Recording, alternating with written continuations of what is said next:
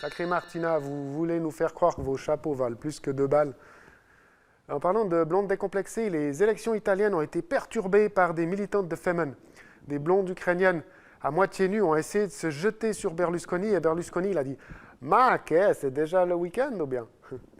Je comprends pas les militantes de Femen, elles sont de tous les combats. Par exemple, pour pas qu'on achète du foie gras, elles se déshabillent devant des magasins de foie gras, mais ben moi ça me fait aller acheter du foie gras. Week-end de votation, triomphe de l'initiative Minder portée à bout de bras par un seul homme, Daniel Vasella. Personne l'aime, Daniel Vasella, c'est vrai qu'il a un petit peu la grosse tête. Il y avait même des gens qui avaient mis le feu à son chalet, un acte vraiment stupide et inutile, il n'était pas dedans.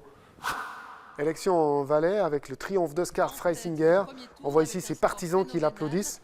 On reconnaît Grégory Lejean, c'est celui qui applaudit comme un chimpanzé. Les Valaisans ont donc plébiscité Oscar Freisinger. C'est plutôt une bonne nouvelle, ça faisait 14 ans qu'il était à Berne. Maintenant, ils vont se le garder pour eux. Mais je l'aime bien, Oscar Freisinger. C'est le seul type qui passe à la télé en étant plus mal habillé que moi. Il a piqué dans la garde-robe à Francis Lalanne ou je sais pas quoi. Il est invité au mariage de Davy Crockett, je sais pas.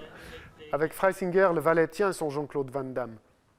Lorsqu'il m'arrive quelque chose dans la réalité vécue, je l'insère dans cette grille de lecture. J'ai une grille de lecture assez différenciée, assez complète. Arrive un élément, tout de suite, j'arrive à le situer, à l'insérer dans cette grille et voir quelles implications cela a sur tout le système. À Neuchâtel, Yvan Perrin est victime d'une cabale médiatique sous prétexte qu'il s'est pris une cuite monumentale juste avant Noël chez lui à la Côte-aux-Fées. Franchement, c'est un petit peu injuste. N'importe qui serait bloqué avant Noël dans le Val de Travers ferait pareil.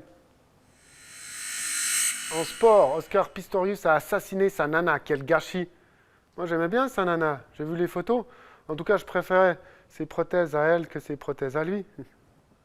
Mais c'était sa fiancée, donc la famille Pistorius a encore perdu un de ses membres. Au Vatican, un imposteur a réussi à se faire passer pour un évêque. Il portait un chapeau ridicule, donc personne ne s'est aperçu de rien. Même les gardes suisses, il paraît qu'ils ne l'ont pas vu. Je me demande pourquoi. Il faut dire que les gardes suisses, ils sont surtout équipés pour protéger le pape s'il se fait attaquer par des Habsbourg. D'après une étude, un homosexuel sur 5 a déjà tenté de se suicider. Mais souvent, ils se ratent. Ça ne m'étonne pas, ils font ça comme des tarlouses. Scandale alimentaire de la viande de cheval. Même les ouvriers des usines Spanghero commencent à avoir peur des steaks hachés. Le chanteur Marilyn Manson a vomi en plein concert. Moi, j'ai cru que c'était son nouveau single. Enfin, avant que j'oublie, je dois dire que je joue au Théâtre des Grottes à Genève, les jeudis, vendredis et samedis chaque semaine. Voilà, utilisation abusive d'argent public pour sa propre publicité. Enfin, Martina, je terminerai avec cette histoire. La reine d'Angleterre a été hospitalisée. Elle souffrait d'une gastro-entérite. En même temps, ça ne m'étonne pas, ça fait 60 ans qu'elle est sur le trône. Bon, après une blague comme ça, je dois disparaître.